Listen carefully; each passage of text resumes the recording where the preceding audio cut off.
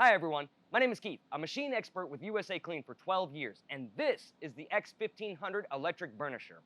In this overview, I'm going to show you some tips and tricks on how to properly maintain your equipment to keep it running at peak performance, and it'll help minimize the cost and need of sending a service tech.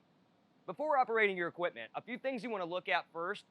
Right here is your operating levers. You want to make sure that they are functional and they are not broken. Right here is your circuit breaker. You want to make sure that it's not tripped or damaged. And then go ahead and take a look at your power cord. You want to make sure that there's no burns or frays. And also you want to make sure that your ground plug is still intact. Now coming down the handle, what you want to do is take a look at your handle locking lever. You want to make sure that that is not broken or damaged. And take a look at the power cord going to the motor. You want to make sure that that's not damaged in any way either. Next, we're going to take a look at our wheels. We're going to make sure that there are no gouges and they're not damaged or broken in any way. Now what we want to do is we want to tilt the machine back so we can take a look at the underside. First, take a look at your pad. You want to make sure that that's not worn and doesn't need replaced.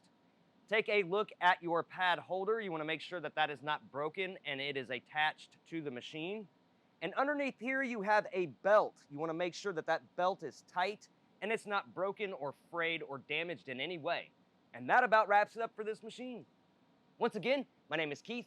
For all the parts listed in today's video, plus thousands of diagrams and how-to repair guides, be sure to click the link in the description below or visit us on the web at USACLEAN.com. Now, if you liked what you watched, go ahead and hit that like button and subscribe for future videos. Remember to stay safe, and thanks for watching.